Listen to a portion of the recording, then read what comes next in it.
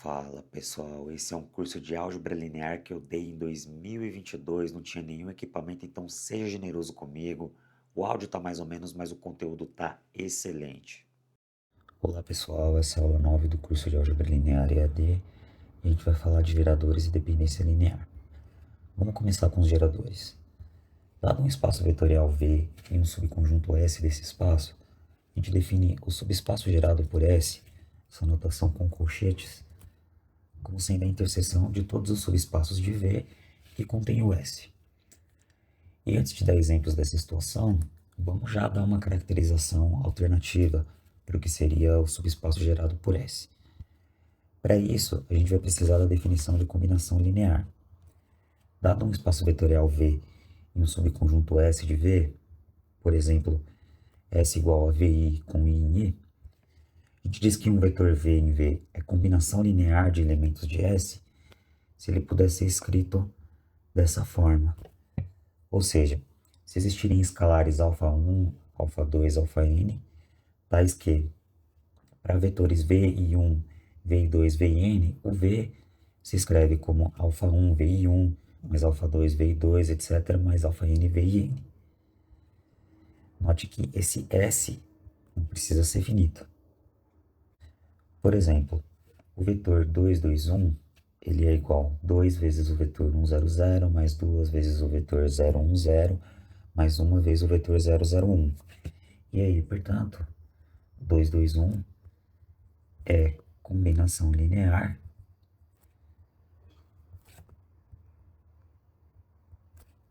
do conjunto 1, 0, 0, 0, 1, 0, 0, 0, 1.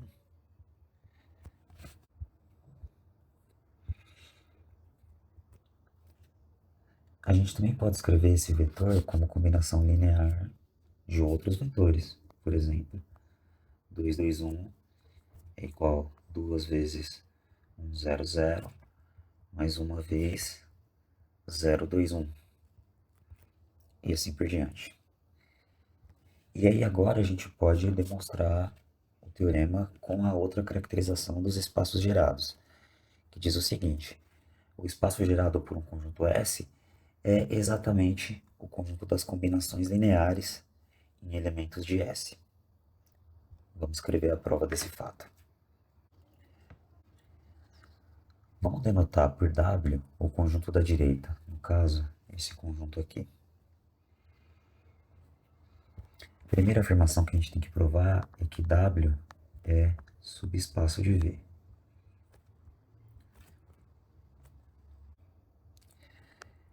De fato, o zero é um elemento de W, pois zero é igual a zero vezes V com V em S. Agora, a gente toma V e W em W e lambda em R. Por definição,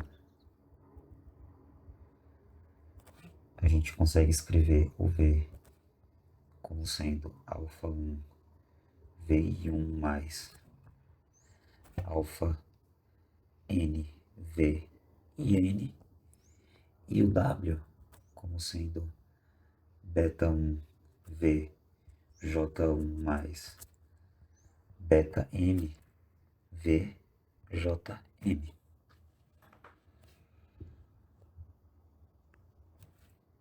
Com os VIs e os VJs em V e os alfa-Is, os beta-Js em R. Daí, o V mais lambda W se escreve como alfa 1 VI1 mais alfa N V e N mais lambda beta 1 VJ1 mais lambda beta N VJN, que é um elemento de W. Logo, W é subespaço de V.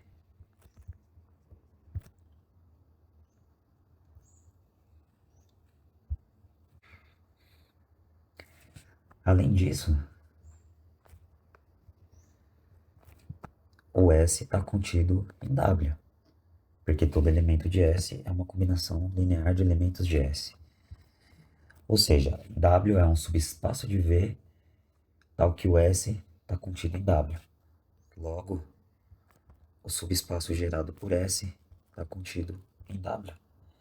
Daí a gente só precisa mostrar a outra inclusão, que W está contido no subespaço gerado por S. E agora seja U um subespaço contendo S.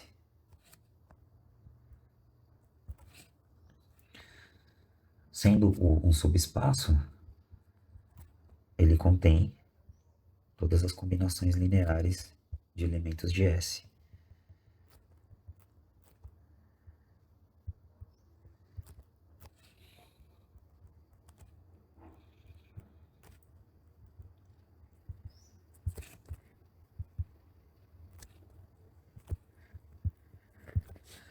Se ele contém todas as combinações lineares, o W está contido em U, porque o W ele é exatamente o conjunto das combinações lineares. Agora, seja U um subespaço de V. E aí vamos supor que o U contém S. Se a gente tem V e W em U e lambda em R, então V mais lambda W é um elemento de U, pela própria definição do subespaço. E aí, conforme um lema que a gente viu na aula 8, se a gente tem esses n vetores em S e esses n escalares em R, essa combinação linear ela vai ser um elemento de U. Como consequência disso, o W está contido em U. O W estando contido em U e o U sendo um subespaço genérico, a gente tem que o W ele está contido na interseção dos subespaços U de V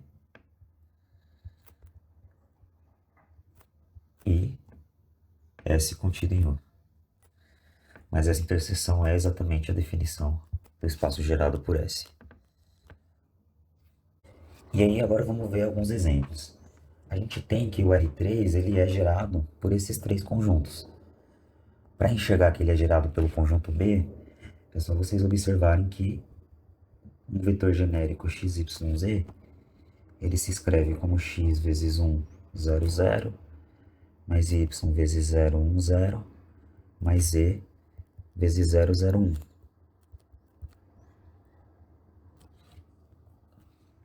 Para o conjunto B, a gente precisa encontrar alfa, beta e gama de tal forma que vale isso para um vetor genérico XYZ. Disso, a gente vai obter um sistema onde as variáveis são alfa e gama,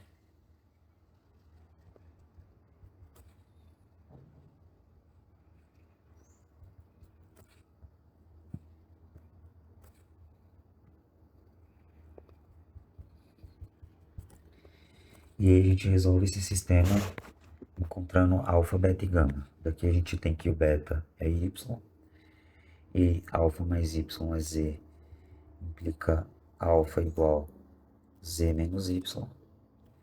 E de alfa mais gama igual a x, a gente tem gama igual x menos alfa, que é x menos z mais y, ou x mais y menos z. E aí a gente encontrou os coeficientes que tornam um vetor genérico uma combinação linear dos elementos do conjunto D. E aí o conjunto A fica como exercício para vocês. E a gente pode usar o teorema 1.3 para encontrar o espaço gerado por vetores genéricos. A gente sabe pelo teorema que o espaço gerado por V e W, a rigor, a gente deveria escrever assim, entre colchetes, mas para conjuntos finitos a gente escreve só os elementos. Então, usando o teorema, esse é o conjunto das combinações lineares em V e W. E a gente pode até encontrar uma descrição mais explícita para esse conjunto, que ele é o conjunto dos elementos alfa vezes 1, 0, 0, mais beta vezes 1, 1, 0, tal que alfa e beta são elementos em R.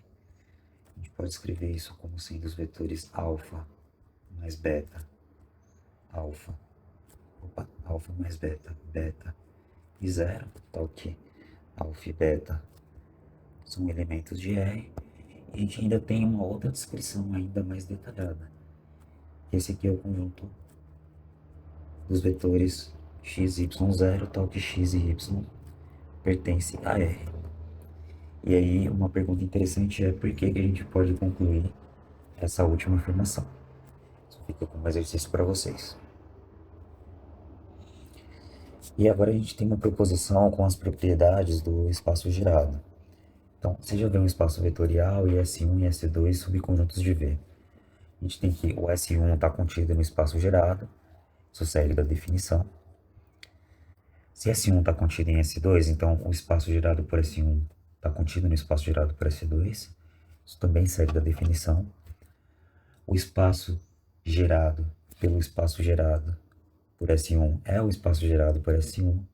A gente não cria mais vetores reiterando o processo de geração. E o espaço gerado pela união desses dois conjuntos é a soma dos espaços gerados. Esses itens 1 e 2 seguem da definição.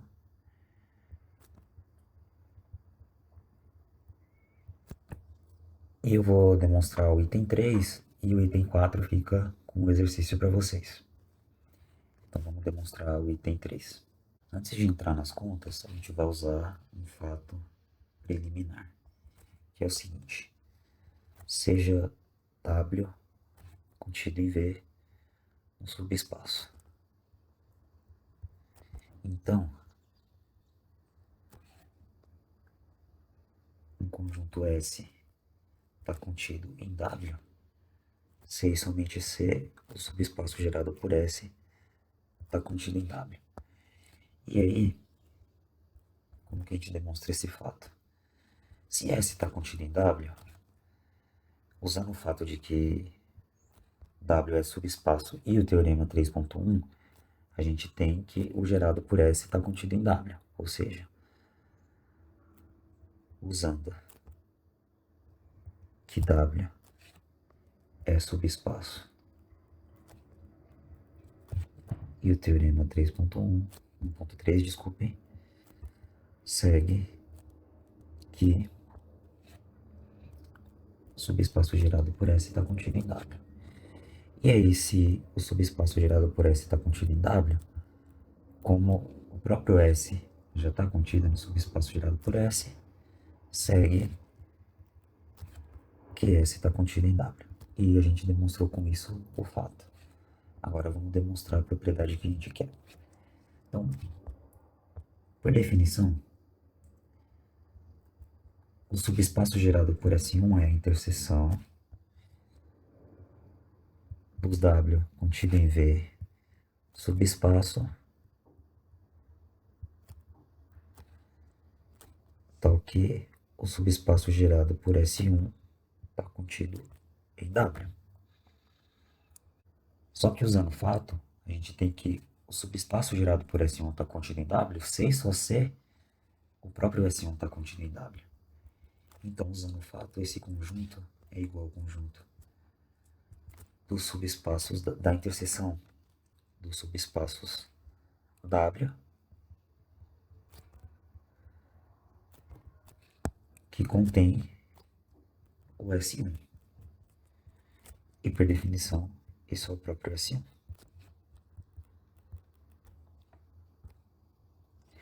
E aí a gente diz que um espaço é finitamente gerado se ele puder ser escrito como o subespaço gerado por um conjunto finito de vetores. E aqui a gente faz essa convenção de quando o conjunto é finito, a gente escrever o subespaço gerado sem os colchetes. E aí, nesse caso, a gente diz que os vetores V1, V2, Vn são geradores do espaço V. E a gente já viu que o R3 ele é finitamente gerado. Vimos até alguns conjuntos de geradores para R3. A gente tem que Rn é finitamente gerado.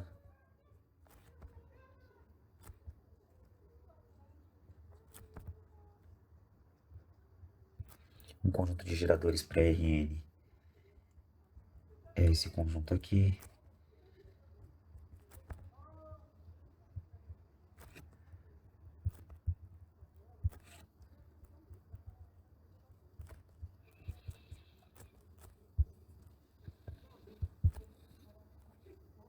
A gente tem que o conjunto dos polinômios não é finitamente gerado, porque a gente tem um subconjunto finito de polinômios. Vamos dizer que ordenados pelo grau, então, com o grau do P1 menor ou igual que o grau do Pn de x. Vamos chamar o grau do Pn de x de alfa n. Então, o polinômio P de x igual a x elevado a alfa n mais 1 não é um elemento do espaço gerado por S, porque todos os polinômios no espaço gerado por S vão ter grau menor ou igual a alfa n. E aí isso mostra que qualquer conjunto finito de polinômios não vai gerar o espaço inteiro.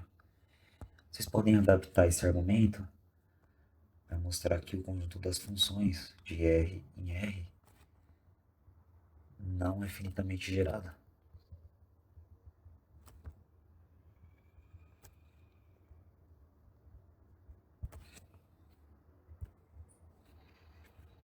Agora vamos falar de independência linear. Você já vê um espaço vetorial e há um subconjunto de V. Digamos A igual a VI com I num conjunto I.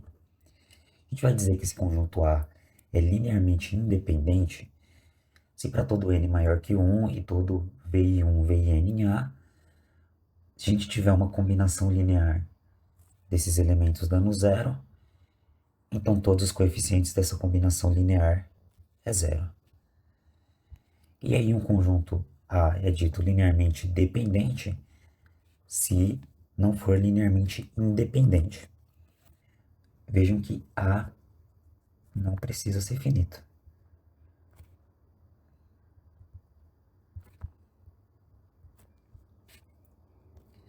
Por exemplo, vamos mostrar aqui esse conjunto de três vetores de R4 é linearmente independente.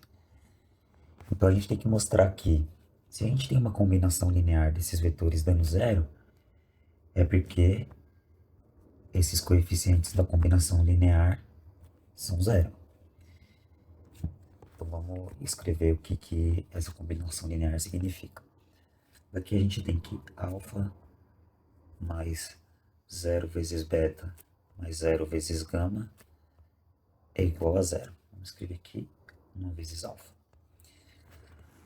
E aqui a gente tem que 1 vezes alfa mais 2 vezes beta mais 0 vezes gama é zero. 0 vezes alfa mais 1 vezes beta mais 0 vezes gama é zero. E por último, 0 vezes alfa mais 0 vezes beta mais 3 vezes gama é zero.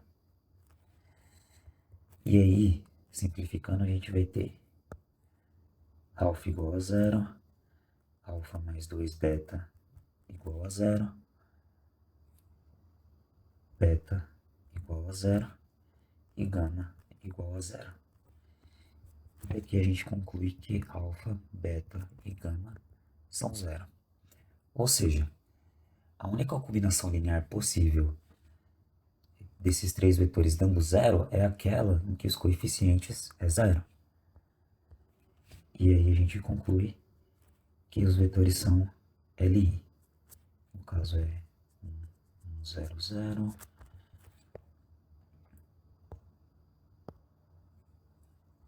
0, 2, 1, 0 e 0, 0, 0, 3 é linearmente independente. Vamos para mais um exemplo. Agora a gente vai mostrar que esse conjunto de vetores é linearmente dependente. Então vamos começar com uma combinação linear dando zero. E aqui a gente tem que alfa mais 0 beta mais, vamos escrever, 1 vezes alfa mais 0 vezes beta mais 2 vezes gama é zero. Aqui 1 vezes alfa mais 1 vezes beta mais 1 vezes gama dá zero. Aqui 0 vezes alfa mais 0 vezes beta mais 0 vezes gama dá zero. E por último, 0 vezes alfa mais 0 vezes beta mais 0 vezes gama dá zero. Simplificando, a gente vai ter alfa mais 2 gama igual a zero, alfa mais beta mais gama igual a zero, e as duas últimas equações é do tipo zero igual a zero. Se a gente faz a linha 2 receber a linha 2 menos a linha 1, a gente tem alfa mais 2 gama igual a zero, e aqui beta menos gama igual a zero. E aí a gente tem alfa igual a menos 2 gama, beta igual a gama, como solução do sistema. Ou seja, para esses valores de alfa, beta e gama, a gente tem uma combinação linear dando zero.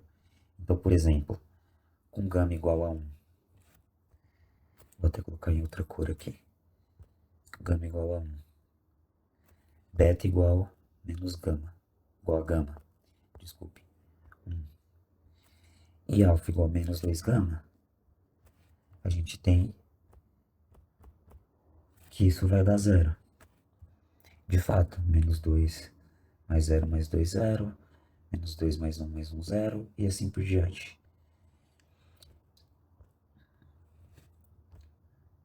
E a gente pode formalizar isso aqui da seguinte maneira. A gente escreve que alfa igual a menos 2, beta igual a gama igual a 1, nos fornece uma combinação linear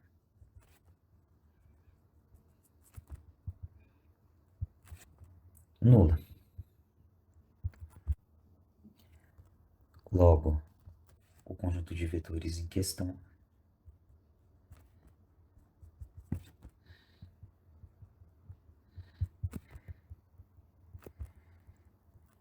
é linearmente dependente.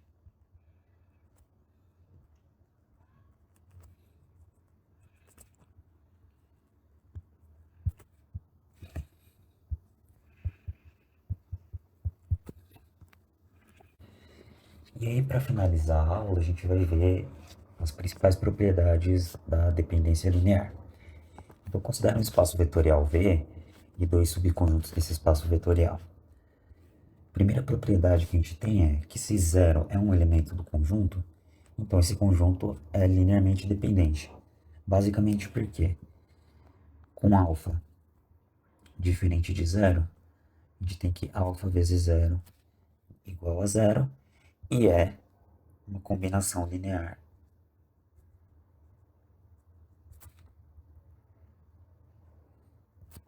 de A com alfa diferente de zero.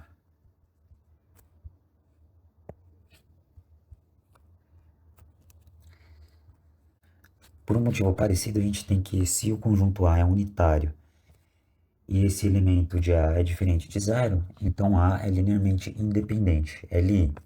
Por quê? Porque alfa vezes V igual a zero implica alfa igual a zero ou V igual a zero. E como V é diferente de zero por hipótese, a gente tem que o alfa tem que ser igual a zero. Então a única combinação linear de elementos de A dando zero possível é aquela em que o elemento alfa é zero. E aqui a gente tem essa outra propriedade, que diz que se esse conjunto A finito é LD, então existe um índice I, tal que esse VI é uma combinação linear de elementos de A menos o conjunto VI. Por quê? Pelo seguinte, vamos supor que A... Claro, né?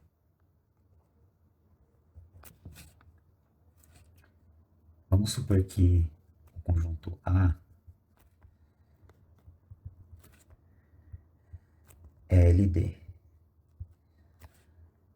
E aqui isso implica que existe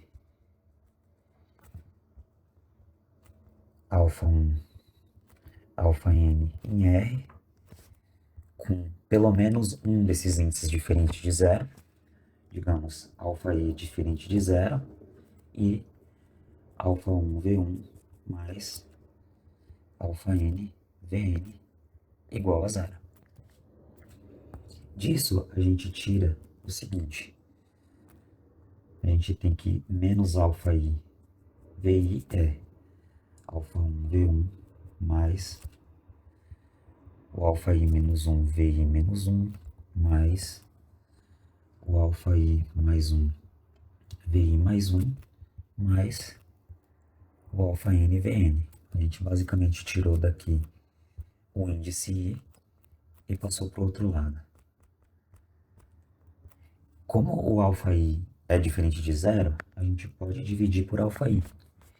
E daí a gente tem que o VI é menos alfa 1 dividido por alfa i V1 menos alfa 2 dividido por alfa i V2 menos o alfa i menos 1 dividido por alfa i VI menos o alfa i mais 1 dividido por alfa i VI mais 1 menos alfa n dividido por alfa i Vn. Só que tudo isso daqui está dizendo que o VI é um elemento no subespaço gerado por A menos VI. Isso completa a prova. Veja, por que que a gente consegue concluir que existe algum VI e não que isso vale para todos os VIs? Pelo seguinte, considere esse conjunto em R3.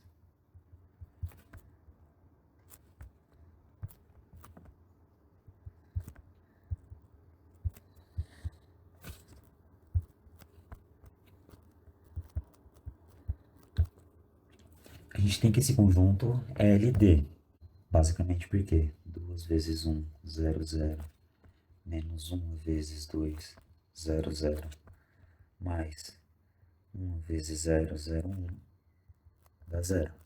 E é uma combinação linear com coeficientes não nulos. Entretanto, esse vetor, ele não é elemento do espaço gerado por 1, 0, 0 e 2, 0, 0. Então, de fato, a gente só consegue concluir aqui no lema que existe algum índice i, tal que esse vetor VI é a combinação linear dos outros elementos, e não que isso vale para tudo. Na verdade, a gente consegue provar até uma afirmação um pouco mais forte, que seria uma certa recíproca, que é a seguinte: se existe algum índice, tal que esse índice é a combinação linear dos elementos que sobram, então esse conjunto é LD. Essa recíproca fica como exercício para vocês e a gente prova ela nas aulas síncronas. Aqui, mais uma propriedade que diz que se A está contido em B e A é LD, então B também é LD. A prova desse lema é consequência do fato de que uma combinação linear de A também se escreve como uma combinação linear de B nesse caso. E vocês estão convidados a tentar escrever a prova desse fato e a gente discute ele na aula síncrona. A mesma coisa para esse outro fato, que diz que se A está contido em B e B é LI, então A também é LI. A prova segue pelo mesmo raciocínio, porque toda combinação linear de A, nesse caso, se escreve também como uma combinação linear de B. Já esse lema 2.9 a gente vai escrever a prova, que diz que se A é LI e A união V é LD, então V é combinação linear dos elementos de A, ou seja, V está no subespaço gerado por A. Vamos demonstrar esse fato. Então, seja A LD, LI e V em V, tal que A união V é LD. Daí, a gente consegue escalares alfa 1, alfa n mais 1 em R e vetores V1, Vn em A, tais que alfa 1 V1 mais alfa n Vn mais alfa n mais 1 V é igual a zero. E alfa j diferente de zero para algum j. Agora nota o seguinte, se alfa n mais 1 é zero, então alfa 1 V1 mais alfa n Vn é zero. E aí implica alfa 1 igual a alfa n, que é igual a zero, porque A é Li. Contradição.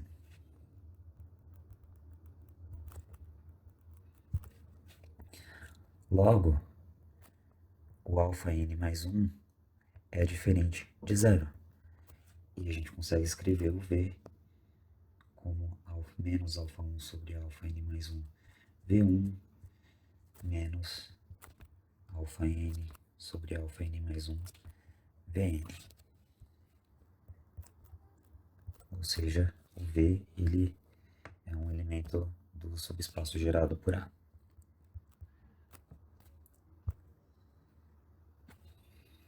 E para finalizar, a gente vai ter mais uma propriedade que não é exatamente referente à dependência linear, mas que entra no contexto dessa aula e a gente vai usar no futuro, que é a seguinte: seja A o espaço gerado por esse conjunto V1, Vn.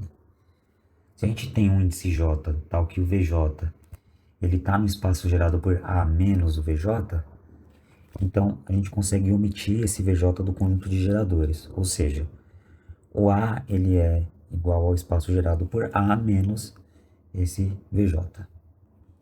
E como que a gente prova isso? A gente vai fazer a prova para o caso J igual a 1.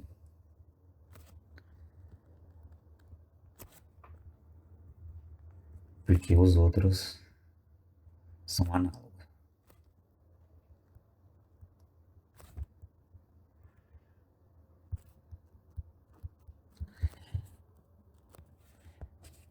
Daí vamos supor que o V1 ele se escreve como alfa 2 V2 mais alfa n Vn. Agora seja W um elemento em A. A gente tem que o W ele se escreve como lambda 1 V1 mais lambda 2 V2 mais lambda n Vn. Porque o A é o gerado por V1, V2, Vn. Só que pela fórmula que a gente acabou de escrever, isso aqui é lambda 1, alfa 2V2 mais alfa N VN, mais lambda 2V2 mais lambda N VN, que é igual a lambda 1, alfa 2 mais lambda 2, V2 mais lambda 1, alfa 3 mais lambda 3, V3 mais lambda 1, alfa N mais lambda N, Vn, que é um elemento do subespaço gerado por A menos V1. Logo, o A está contido nesse subespaço. Por outro lado, a gente já tem que esse subespaço está contido em A.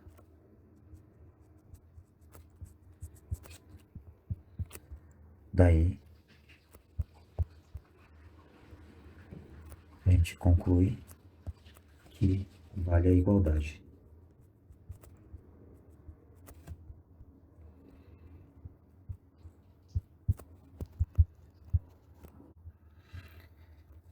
Bom, era isso, pessoal. Para a aula de hoje, a gente usou o livro do Calioli e os exercícios recomendados para essa aula vão do 8.1 ao 8.20.